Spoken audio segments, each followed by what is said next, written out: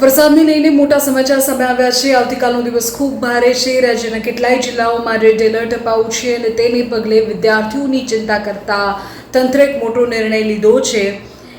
ભારે વરસાદી આફતને પગલે અમદાવાદ, વડોદરા, ખેડા, નવસારીની તમામ શાળા કોલેજીસમાં રજા રહેશે।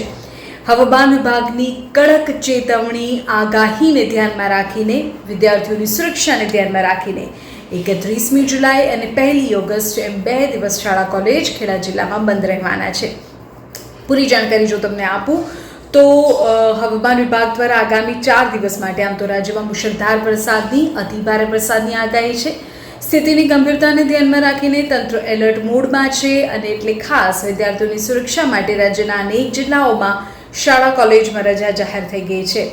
માહિતી મળી રહી છે તે અનુસાર આજે સુરત સહિત દક્ષિણ ગુજરાત અને મધ્ય ગુજરાતના 8 જિલ્લાઓમાં અતિ ભારે વરસાદનું જોખમ છે।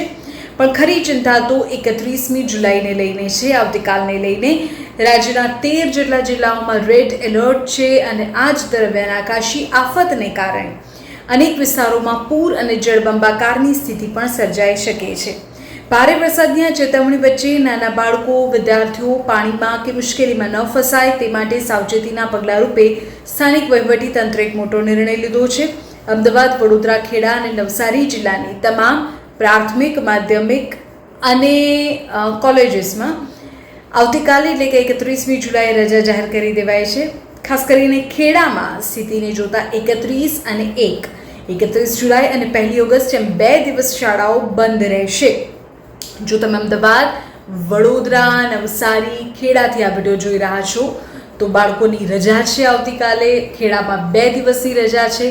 તંત્ર દ્વારા તમામ વાલીઓને અપીલ કરવામાં આવી છે કે ભારે વરસાદ દરમિયાન બાળકોને બિનજરૂરી બહાર ન મોકલો, સુરક્ષિત સ્થળે રહો। જો તમે પણ કોઈ પ્રવાસનું આયોજન કરી રહ્યા છો તો હવામાનની સ્થિતિને જોઈને જ ઘરની બહાર નીકળવું, કારણ કે આવતીકાલે કેટલાય જિલ્લાઓ એવા છે, લગભગ 13 જિલ્લા રાજ્યના કે જ્યાં રેડ એલર્ટની સ્થિતિ રહેવાની છે અને એટલે જ શાળા કોલેજમાં કેટલાક જિલ્લાઓમાં રજા અત્યારે જ જાહેર થઈ ચૂકી છે।